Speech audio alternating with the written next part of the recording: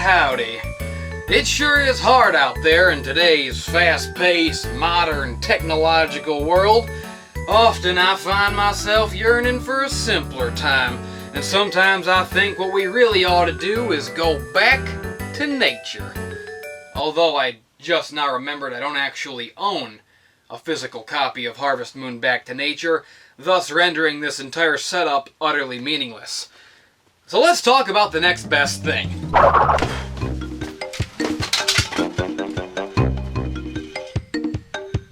Crash Bandicoot.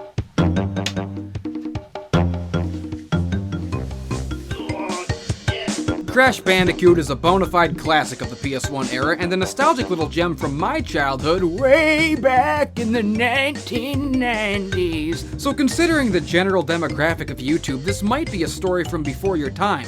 You see, children, long before Naughty Dog took the gravy train to Browntown to make an overrated, unoriginal, post-apocalyptic zombie shooter slash waifu simulator pandering to male paternal instincts to fool simple-minded, pretentious, middle-aged hipster game journalists into thinking it was a masterpiece, they used to make good games, utilizing some long-forgotten tools that game designers had at the time called colors and creativity. This was one of the first 3D platformers, although not free-roaming like Mario 64. Crash had a more linear design in comparison, but was no less impressive at the time, and in my opinion had by far the better graphics and art style.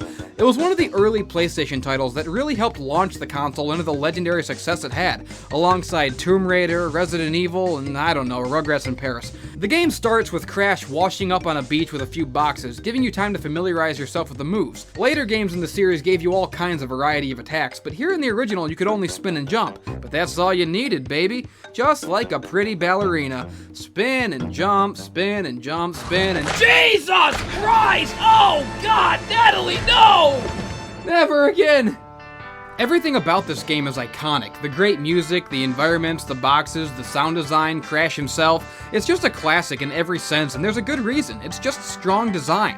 One of my favorite things about this game is the environments. Most platformers tend to stick to the cliches. Water level, fire level, ice level, strip club, but this game stuck to a theme. And I think that strong sense of theming is what made the game stand out, and a big part of why it stands the test of time to this day, almost 5 decades later. Crash is trying to save his boo Tawna from the mad scientist Cortex, who created them both in some kind of weird Dr. Moreau hyper-intelligent animal super army scheme. Crash is a failed experiment, which explains the crazed look in his eyes, and also why he was discarded into the sea. So the whole game is immediately set up with this theme of nature versus science. Crash was just a helpless regular Bandicoot, and this asshole's experimenting on animals for his own sick agenda. He's gotta be stopped, god damn it! And also, I gotta crash into that fine Bandicoochie. For some reason, this nature versus industrialization theme was pretty prevalent in the 90s. You had movies like Fern Gully and We're Back, and games like Sonic the Hedgehog, Donkey Kong Country, and Awesome Possum. But even though more than a few games had that theme, they didn't always stay consistent with it. For example, in Sonic, most levels show you a dichotomy between Robotnik's destructive science and the lush, natural state of the world. Robots turn back into cute little critters when you defeat them, and some levels are really technological and imply mass pollution, like this awesome oil ocean level. But then every once in a while you get stupid levels like this god-awful cave where the theme seems like an afterthought. So Sonic presented its theme pretty good, but not perfectly.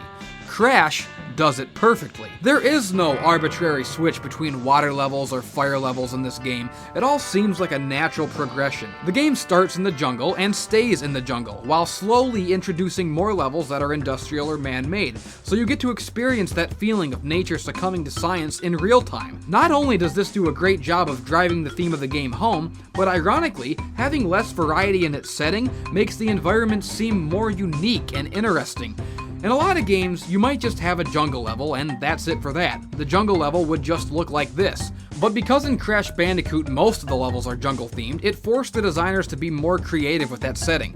You start on a beach, walk through some trees, hop along a river, run from a boulder, explore tribal villages and ancient ruins.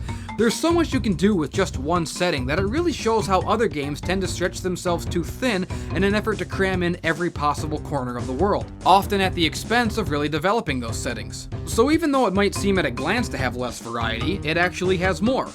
And that variety isn't just cosmetic, it also extends to gameplay. I love how this game switches angles from running forwards, towards the screen, or side-scrolling. Now that's the power of 32 bits right there. It was really innovative at the time, and honestly, I still can't think of many other games that do that. Another staple of the series was the massive amount of content and hidden secrets. In the third game, you had crystals to collect, gems, time trial onks, and probably other stuff too, but even this was present in the first game to a smaller degree. That's what made this series great. Of the first 3 games developed by Naughty Dog, they just kept adding and expanding on it, making it bigger and better and never taking a step back or standing in place.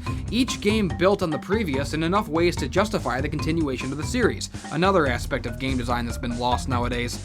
In the first game, there were no time trials or crystals, but there were bonus levels and gems to collect. Collecting everything lets you skip the final boss fight and get a secret ending. Getting all the gems in this game is one of my favorite challenges, and it never gets old. You get them by smashing every box in a level, but some boxes are hard to find or hard to reach in a single run. When you finally pull it off though, there's nothing like that satisfying feeling of getting that shiny reward at the end. In addition to the regular gems, there's also bigger, colorful ones that take you to new areas, and it all just works really well. I think there's like a yellow gem and a green one. I don't fucking remember. I wrote this in like 5 minutes. What's really great about Crash is how humble it is.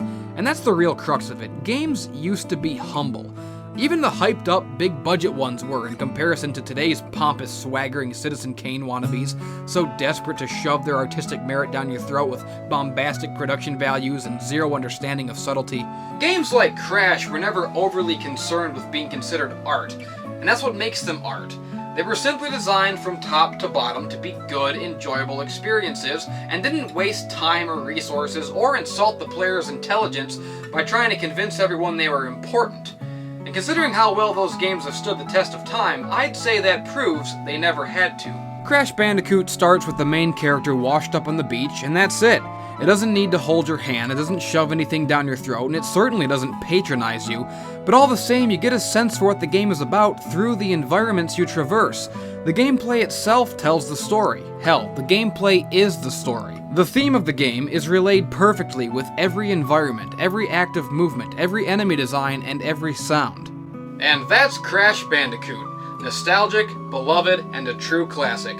One with such simple, elegant, natural design that it can be played and enjoyed forever, no matter how much technology moves forward. And really, isn't that the theme of the game itself? You just blew my mind. You're welcome. Groovy! Also, I didn't get to say this because I didn't review Harvest Moon, but Karen is best girl. I'm drowning in Footwear.